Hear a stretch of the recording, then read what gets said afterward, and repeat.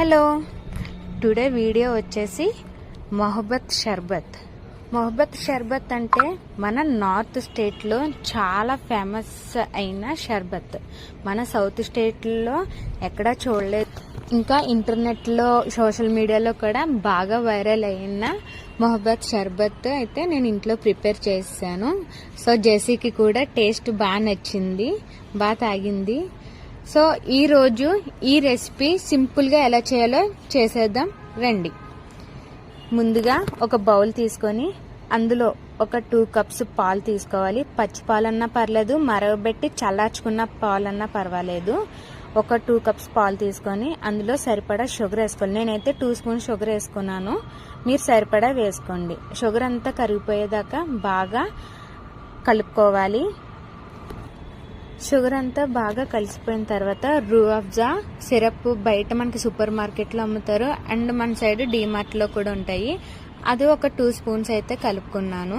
ఇంకా మీకు సరిపోకపోతే ఇంకొక స్పూన్ వేసుకొని కలుపుకోవచ్చు, మీరు స్వీట్నెస్ని బట్టి కలుపుకోండి. నాకైతే 2 కప్స్కి 2 స్పూన్స్ వేసుకున్నాను. సో అదే విధంగా కలిసిపోయేలా బాగా కలుపుకోవాలి. ఈలోపు మనం ఒక పుచ్చకాయ ముక్కలో కట్ చేసుకొని చిన్న చిన్న పీసెస్ లా కట్ చేసుకొని పక్కన పెట్టుకోవాలి. గింజలు మొత్తం ఒక్క గింజ కూడా ఉండకుండా మనం పుచ్చకాయ ముక్కలు అయితే అందులో బాగా మిక్స్ చేసేసుకోవాలి. బాగా మిక్స్ చేసేసుకొని ఐస్ ముక్కలు ఒక 3-4 ఐస్ క్యూబ్స్ వేసుకుంటే సరిపోతుంది. మీ కూలింగ్ని బట్టి అడ్జస్ట్ చేసుకోవచ్చు. ఐస్ ముక్కలు వేసి బాగా కలుపుకున్న తర్వాత మీరు షుగర్ ప్లేస్లో కండెన్స్డ్ మిల్క్ వేసుకున్నా పర్వాలేదు. బాగా కలుపుకున్న తర్వాత ఒక గ్లాసులో వేసేసుకొని సర్వ్ చేసేసుకోవడమే. షర్బత్ అయితే ఇంత సింపుల్గా చేసేసుకోవచ్చు. అండ్ మొహబ్బత్ షర్బత్ అయితే రెడీ అయిపోయింది. అండ్ చల్లగా ఎంజాయ్ చేయొచ్చు.